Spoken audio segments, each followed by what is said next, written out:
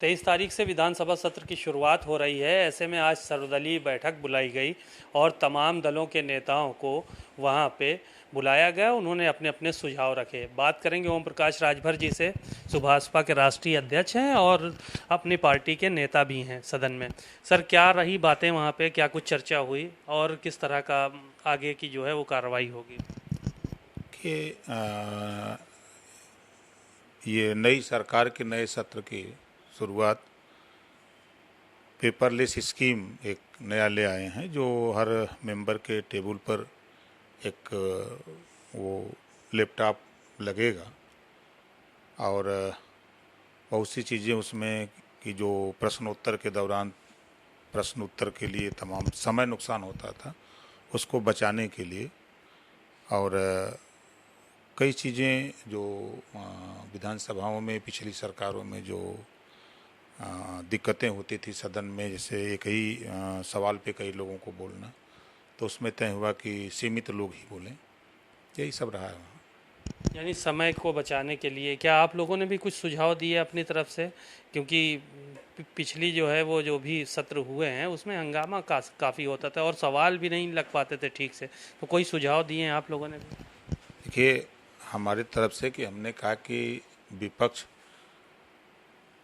की जो समस्या है उसको माननीय अध्यक्ष जी समय से सुने और जो समय निर्धारित है विधानसभा चलाने का उसको लंबा समय से चलावें, ताकि जो नए सदस्य आए हैं, पुराने सदस्य हैं, जो सबके अपने विचार अपनी बात सदन में रख सकें।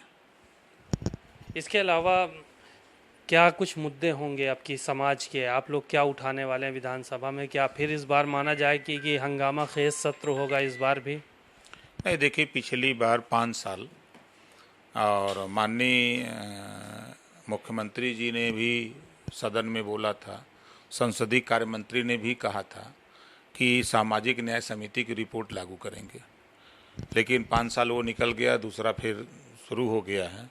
तो एक तो ये अहम मुद्दा है। दूसरा, हाई कोर्ट ने एक आदेश दिया है भर राज्यभर को 2 महीने के अंदर अनुसूचित जनजाति में शामिल करने के लिए सरकार को आदेश दिया है। एक तो ये है। तीसरा हमारा है प्रदेश में देश में बढ़ती हुई महंगाई, बेरोजगारी और लॉ एंड ऑर्डर, और जो पिछड़ी जाति के बच्चे हैं, पिछली साल भी 7 लाख बच्चों को छात्रवृत्ति नहीं मिली, कैसे पढ़ पाएंगे? और प्रदेश में शिक्षा इतनी महंगी होती जा रही है कि गरीब कमज़ोर लोग नहीं पढ़ पा रहे हैं। तो शिक्षा के सवाल पे एक समान अनिवार्य और फ्री शिक्षा पे सरकार का ध्यान हम लोग कोशिश करेंगे। और प्रदेश में जातिवार जनगणना, कि प्रदेश में जातिवार जनगणना हो ताकि सबकी गिनती हो, जिसकी जितनी संख्या भारी उसकी उतनी हिस्सेदारी मिले। और प्रदेश में जो अमन चैन होना चाहिए, तो वो अमन चैन नफरत में बदल गया है। तो नफरत की राजनीति न करके हम सकारात्मक दिशा की तरफ बढ़ें। प्रदेश में रोटी, कपड़ा, मकान, शिक्षा, दवाई, इसके लिए हम लोग संघर्ष करें। कैसे समाज को अच्छी शिक्षा मिले, रोजगार मिले, नौकरी मिले, जातिवार जनगणना कैसे हो। बिजली इतनी महंगी होती जा रही है, गरीब बिल नहीं दे रहा, कनेक्शन कट जा रहे हैं। तो ये तमाम मुद्दों को लेकर के हम सदन में हम लोग। आज आपके ऊपर भी एक मुकदमा दर्ज हो गया। कल आपने बताया था कि आपके ऊपर हमला हुआ और आज आपके ऊपर मुकदमा दर्ज हो गया। ये क्या है पूरा माजरा? देखिए, भारतीय जनता पार्टी के इशारे पर गाजीपुर पुलिस कल जिस तरह एडिशनल एसपी और एसपीआरए ने मौके पर जांच किया, उसके पहले दरोगा के सामने बदतमीजी हुई, जो यशोक करीमुद्दीनपुर, जो लोग आज भारतीय जनता पार्टी के नेता बड़ी सफाई दे रहे हैं, मुकदमा का किया है। हम तो कहते हैं कि माननीय मुख्यमंत्री जी या राज्यपाल महोदय के यहाँ से एक मजिस्ट्रेटियल जांच करा लें, जांच करा करके अगर मेरा आरोप गलत है तो हम विधानसभा से इस्तीफा दे देंगे। ये चैलेंज देता हूँ। ये भारतीय जनता पार्टी के लोगों को बचाने के लिए पूरा प्रशासन, वहाँ कल एसपीआरए ने कहा कि हम गिरफ्तारी करेंगे, कोई फर्जी मुकदमा नहीं लिखेंगे। एडिशनल एसपी ने कहा, उस 24 घंटे में गिरफ्तारी की बात किया और जिनको पकड़ा उनको भी छोड़ दिया।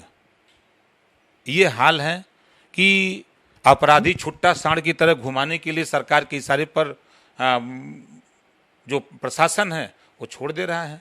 उल्टे मुकदमा, आप क्यों क्षेत्र में गए? अब क्षेत्र में जाना हो तो सरकार से पूछा जाए, या उस इलाके में जो भारतीय जनता पार्टी का नेता उससे पूछा जाए कि किसके यहाँ जाए किसके यहाँ न जाए। क्या वो भाजपा के नेता थे जिन्होंने हमला किया? 100% वो सब भाजपा ही हैं। जैसे पहले डकैत डाका डालते थे तो जय भवानी बोलते थे, मारते थे जय भवानी करके, उसी तरह इस समय भारतीय जनता पार्टी के नेताओं का एक नारा हो गया है, किसी की हत्या करना, किसी को मारपीट करना तो जय श्री राम बोल रहे हैं।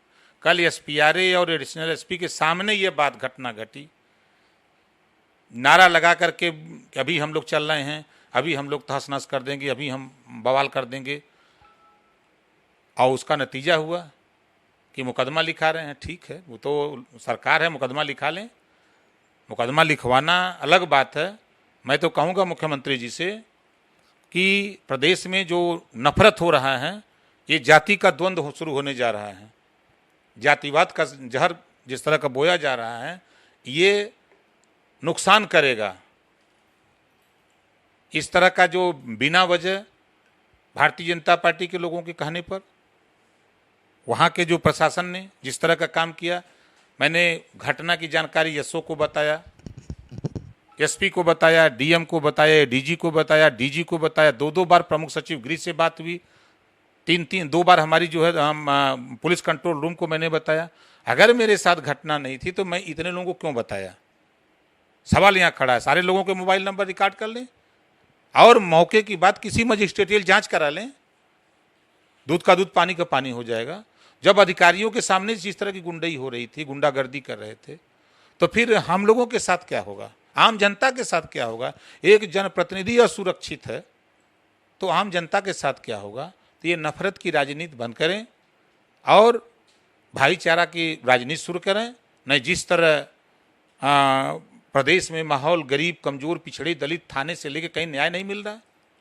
एक विधायक के खिलाफ पूरी जानकारी प्रशासन को, उसके बाद भी मुकदमा लिख देना।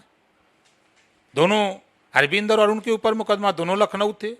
सोशल मीडिया पर मैसेज उन्होंने दिया कि इस घटना है, क्या कसूर है उनका? आप जो चाहो करो, सरकार बन गई है तो सरकार की गुंडई दिखाओगे, दिखाओ गुंडई। हम लोग पीछे हटने वाले, थोड़ा डरने वाले नहीं हैं। उसका मुकाबला हम लोग खुल करके करेंगे। बातचीत के लिए शुक्रिया। आपने सुना ओम प्रकाश राजभर को खासा नाराज़ हैं मुकदमा दर्ज होने से, और साफ तौर पर उनका यही कहना है कि दरअसल इस चीज़ की जानकारी उन्होंने सभी पुलिस के अधिकारियों को दी थी, बावजूद इसके जिन लोगों को गिरफ्तार किया गया था उन्हें भी छोड़ दिया गया और साथ ही उल्टा हम लोगों पे मुकदमे दर्ज किए गए। कैमरामैन नूर के साथ सीमा नकवी, भारत समाचार, लखनऊ।